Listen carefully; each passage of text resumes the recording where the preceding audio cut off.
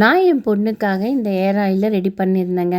என் friends சர்க்கிள்லாம் பார்த்துட்டு எங்களுக்கும் சேர்த்து பண்ணு அப்படின்னு சொல்லிட்டாங்க. அதனால இதை கொஞ்சம் லார்ஜ் குவான்டிட்டி பண்ணேன் நான்.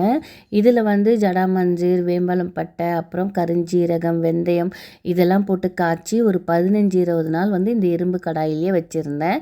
இப்போ இது கூட இன்னும் ஐட்டங்கள் ஆட் பண்ணணும். அதுக்கு நான் வந்து முதல்ல எடுத்தது மருதாணி, ரோஸ்மேரி, மகிழம்பூவு, அப்புறம் வந்து ஆவாரம் பூவு, இது கூடவே வந்து செம்பருத்தி, அப்புறம் வந்து ரோஜா பூவு, அப்புறம் கருவேப்பிலை, இது கூட வெட்டி வேறு தூளாவே சேர்த்துருக்கேன்.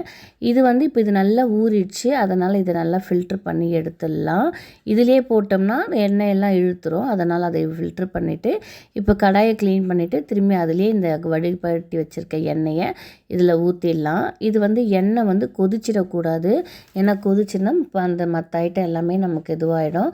அதனால் லைட்டாக சூடேறின பிறகு நம்ம எடுத்து வச்சுருக்கிற ஒன்று இதில் போட்டுடலாம்.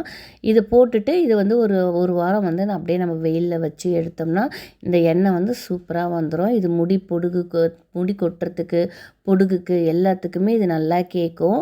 உங்களுக்கு யாருக்குன்னா இந்த எண்ணெய் வேணும்னு நினச்சிங்கன்னா ஸ்க்ரீனில் தெரிகிற நம்பருக்கு வாட்ஸ்அப் பண்ணுங்கள்.